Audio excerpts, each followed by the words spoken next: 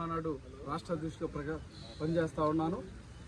ఈరోజు ప్రధానంగా కృష్ణా జిల్లా పెడన నియోజకవర్గం కుర్తివేణి మండలం చిన్నకొల్లపాలెంలో జరిగినటువంటి గత నెల 27వ తారీఖు జరిగినటువంటి మామ అల్లుళ్ళ జెండా హత్యలు ఏదైతే ఉన్నాయో మరి జరిగి 23 రోజులు అవుతున్నా కూడా ఈరోజు ఇంతవరకు కృష్ణా జిల్లా పోలీస్ యంత్రాంగం కానీ రాష్ట్ర స్థాయిలో ఉన్నటువంటి పోలీస్ యంత్రాంగం కానీ దీని మీద తుది నివేదిక విడుదల చేస్తూ ఇంతవరకు హత్య గావించబడినటువంటి నిందితుల్ని అరెస్టు చేయకపోవటం ఈరోజు చాలా బాధాకరం. ఈరోజు ఇది ప్రభుత్వ నిర్లక్ష్య వైఖరి, ఇది ప్రభుత్వ హత్యగా మేము భావిస్తూ ఉన్నామని చెప్పి ఈ సందర్భంగా నేను తెలియజేస్తా ఉన్నా.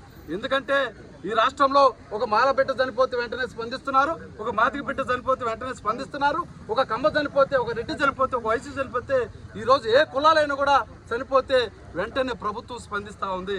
ఈ రాష్ట్రంలో హోంమంత్రి వెంటనే స్పందిస్తూ ఉన్నారు, ఈ రాష్ట్ర ముఖ్యమంత్రి స్పందిస్తూ ఉన్నాడు, ఈ రాష్ట్ర ఉప ముఖ్యమంత్రి స్పందిస్తూ ఉన్నాడు. కానీ ఈ రాష్ట్రంలో అణగారిపోయినటువంటి ఈ రాష్ట్రంలో గిరిజన తెగలో అత్యంత వెనకబాటుతనంతో కూడినటువంటి యానాదులు చనిపోతే ఈ రాష్ట్రంలో ఉన్నటువంటి ప్రభుత్వం స్పందించకపోవడం చాలా బాధాకరం.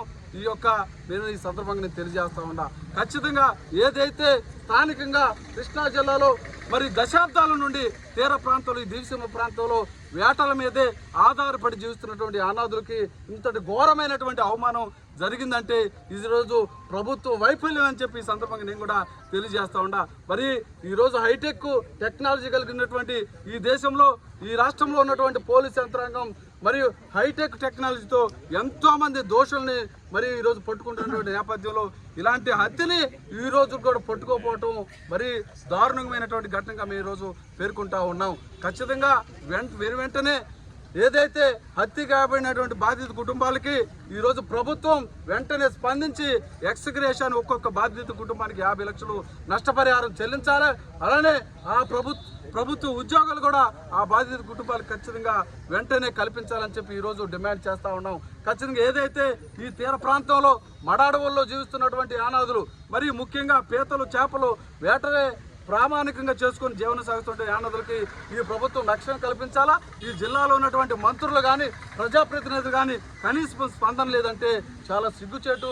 ఈ రాష్ట్రంలో మేము అరణ్యంలో బతుకుతున్నామా, ఈ రాష్ట్రంలో ప్రజాస్వామ్యంలో బతుకుతున్నాం అనేటువంటి విధంగా ఈరోజు మేము ఉన్నామని చెప్పి ఈ సందర్భంగా ప్రభుత్వం దీని మీద గుర్తు చేసుకోవాలి. వెంటనే తుది నివేదికను వెల్లడించి వెంటనే బాధిత నిర్దోషుల్ని వెంటనే కఠినంగా అరెస్టు చేసి వెంటనే రిమాండ్కి పెట్టాలని చెప్పి ఈ సందర్భంగా మేము డిమాండ్ చేస్తా ఉన్నాం. దీంతో పాటు మరి ముఖ్యంగా ఏదైతే ఉందో ఈ యొక్క కృష్ణా జిల్లాలో యానాదులు మరియు ముఖ్యంగా వాళ్ళకి జీవనాధారమైనటువంటి వేట మీద ఆధారపడి జీవిస్తున్నారు కాబట్టి వెంటనే కలెక్టర్ గారు కూడా ఈ జిల్లా కలెక్టర్ గారు కూడా స్పందించి వెంటనే బాధిత ఏదైతే నాగాయలంక మండలం కానీ ఈ తీర మండలాల్లో కానీ వెంటనే యానాదులకు ఎటువంటి ఆటంకం లేకుండా యొక్క వేటని కొనసాగించాలి, ఎటువంటి ఇబ్బందులు లేకుండా తీర ప్రాంతాల్లో ఉన్నటువంటి కొన్ని గ్రామాలు మత్స్యకార గ్రామాల పెద్దలు తీర్మానాలు చేసి యానాదులు పీతలు పట్టకూడదు, చేపలు పట్టకూడదు, నిర్బంధించాలి, వీళ్ళని వెలివేయాలనేటువంటి ఒక కోణంలో వాళ్ళు ఆలోచన చేస్తూ ఉన్నారు.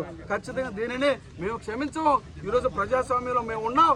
ఈ రాష్ట్రంలో షెడ్యూల్ కాస్ట్ షెడ్యూల్ ట్రైబల్స్ 755 తెగలు ఉంటే ఈ రాష్ట్రంలో 8 లక్షల పైచీలకు నికర జనాభా 4 లక్షల ఓటర్లు ఈ రాష్ట్రంలో మేము ప్రజాస్వామ్యంలో ఉన్నాము.